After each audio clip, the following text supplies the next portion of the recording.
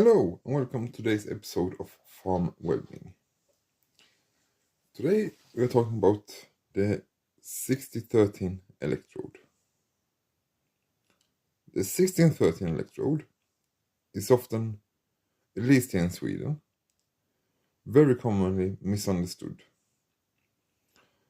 because it should be run on minus or negative polarity in the rod. And in Sweden it's very common to use 7018, so almost every welder has the electrode holder set on plus. But if you change it to minus, then this rod becomes very pleasant to run. It does a good job and it's very easy to weld with. Another thing with this rod that you need to keep in mind is the angle. When you weld with this rod, then you have to have more angle when you weld than with, let's say, 7018. In 7018 you have about this angle when you weld. That's no problem. But when you weld with 6013, if you have too little of an angle or too long arc, you can have problem with slag enclosure. So if you go down a bit with it, so you have a bigger angle, then it behaves very good. And also this big angle also, it goes, even if you go that direction or that direction, it's good because then you don't have so much slag enclosure. And slag enclosure is the biggest problem with 6013 when you learn to use the rod.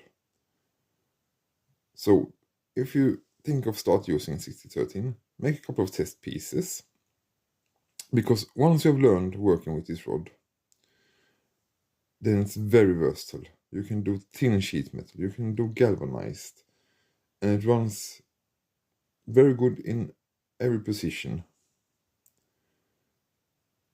So it definitely has a good place in the toolbox. And another good thing with it is, as long as it's just reasonably dry, it performs good. No need to preheat them, no need to have a electrode oven for these ones. You can put them on a shelf in a normal room temperature and they perform good. But we can also see that the mechanical characteristics, when it comes to, let's say for instance, how much beat they can take when it's cold, it's not as much as the 7018. So it produces a weld that's not as strong as a 7018, or shall we say flexible. But for the most common things that you use on a farm, it's no problem. It fulfills its needs, so to speak, without any problem.